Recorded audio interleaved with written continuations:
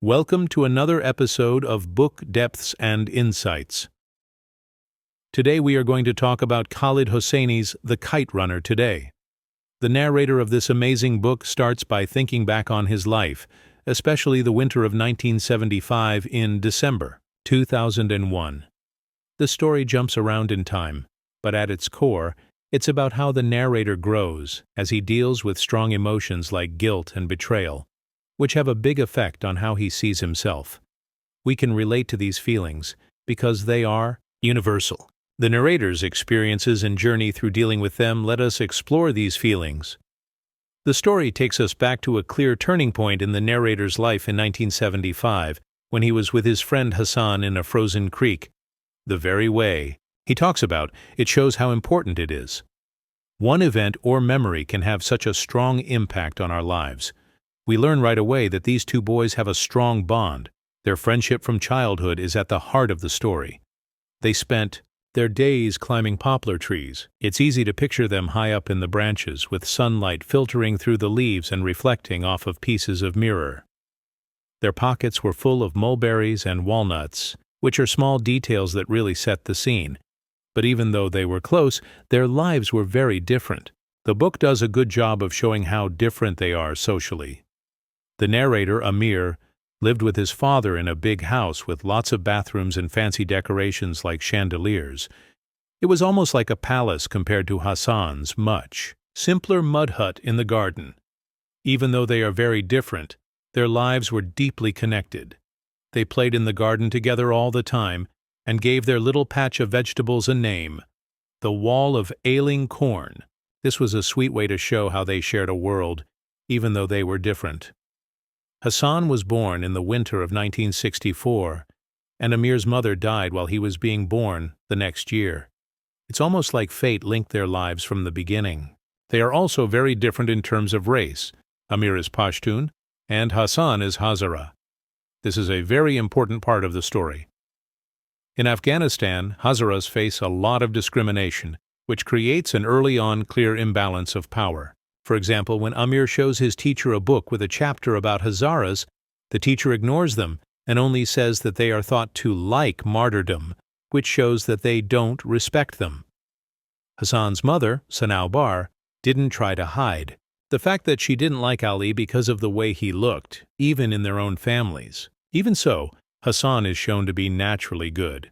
The novel emphasizes his kindness by saying he couldn't hurt anyone from birth, which is very different from some other characters. Now, let's talk about Amir's dad, Baba.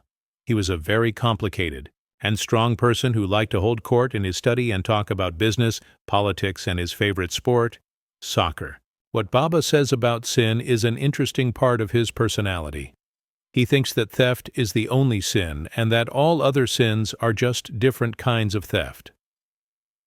Later on in the story, this is important and relates to the themes of guilt and betrayal. He has a complicated relationship with Amir because he always looks for something in Amir that he never finds. Instead, he seems to find it in Hassan's unwavering love and care for him. This makes Amir feel disappointed without saying it, which makes things tense between them. In the middle of all this, Amir finds that he loves telling stories, and Hassan becomes his biggest fan, giving him much-needed support. In this, too, there's a hint of self-centeredness, though, because Amir seems more interested in how Hassan reacts to his stories than the stories themselves. This shows a lot about his personality. The political situation in Afghanistan, like the end of the monarchy in 1973 and Daoud Khan taking over, makes even the fun things they do, like flying kites, seem less important. This adds another layer to the story. Then we get to the important kite tournament, which is a big winter event in Kabul that everyone looks forward to. Kite strings are covered in glass to cut down the opponent's kites as preparations get tough. Hassan is very important. He's a great kite runner, maybe the best, and can tell exactly where a kite will land when it falls. Always telling Amir, "Trust me," and having his back, he is very loyal to him. Amir attaches a lot of meaning to the blue kite because he thinks that winning it will finally make his father proud and happy with him. It becomes a strong symbol for him. But this is where things get dark in the story. Asef, the bully, meets Amir. Asef is more than just a bully. He's really scary, and he doesn't like Hazaras. Asef makes threats against Hassan, but Hassan stands his ground and uses his slingshot to protect himself and the kite. Sad to say, Asef hurts Hassan by attacking him, and Amir sees this horrible thing happen. Because he is afraid and wants to win the kite for his dad, Amir doesn't do anything to help. Instead, he runs away.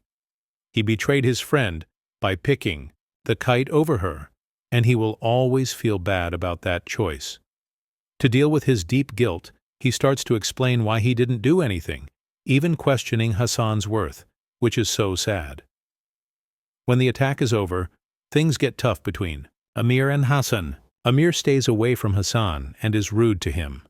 Hassan stays loyal, but in the end, he and his father Ali leave Baba's house. This is a big decision that makes Baba very sad, and he doesn't understand why they left, even though he says he forgives Hassan. Their leaving shows how deeply Amir's betrayal hurt, leaving a wound that doesn't seem like it can be healed.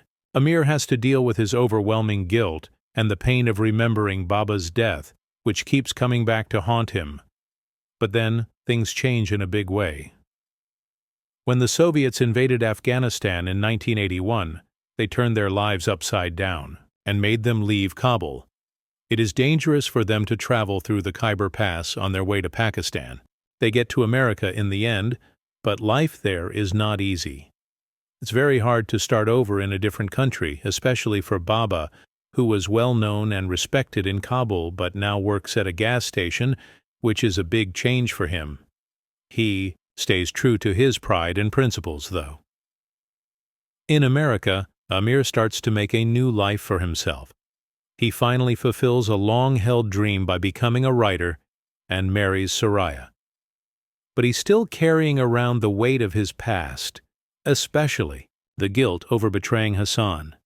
Then Rahim Khan comes back into Amir's life, which is a major turning point. The truth about Hassan is told by Rahim Khan. Hassan was Amir's son and Baba's son with another woman. The shocking news that they've been brothers the whole time changes Amir's life in a big way. Rahim Khan also tells Amir that the Taliban killed Hassan and his wife Farzana.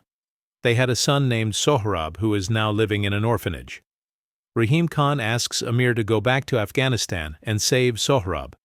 Amir sees this dangerous request as a chance to make things right and be good again. Amir travels back to Afghanistan, which is at war and has a very different Kabul from the one he remembers. He finds Sohrab at the orphanage where Solomon, the director, is having a hard time because the Taliban are putting pressure on him. Then Amir finds out the scary truth about the Taliban official who is taking the kids from the orphanage. It's Asef, the scary person he knew as a child. This sets up a very violent and intense fight between them. Asef is hurt when Sohrab bravely steps in and uses Hassan's slingshot to stop the fight. This is a healing moment for Amir because he finally faces his past and guilt and stands up to Asef, which is a metaphor for getting over his fear. Sohrab is brought back to America by Amir, but the trip is far from over. The process of adopting a child is complicated, and Sohrab is deeply traumatized and distant, barely speaking at all. As Amir and Soraya try to help him heal, which takes time and is hard, this is a hard time for them. But when Afghans get together and see kites flying, they feel a little better. Amir flies a kite for Sohrab, just like he used to do for Hassan. Sohrab gives Amir a small smile, which is a sign that he might be able to get better. The Kite Runner is more than just a story. In the end, it looks at the deep effects of our decisions, both the things we do and the things we don't do, as well as the lasting power of guilt and the chance of redemption. The book shows how complicated relationships can be, and how important it is to face our past, no matter how painful it may be. Also, the book shows us that there is always hope, even when things look the worst. You'll think about your own life, choices, and relationships after reading this powerful book. If you found this overview interesting, and it sparked your curiosity, I encourage you to pick up The Kite Runner and experience the full story for yourself. It's a novel that will stay with you long after the last page. If you enjoyed this episode, please like, share, and subscribe to our channel. Your support helps us grow and bring more in-depth book discussions to you. And don't forget to stay tuned for our next episode of Book Depths and Insights.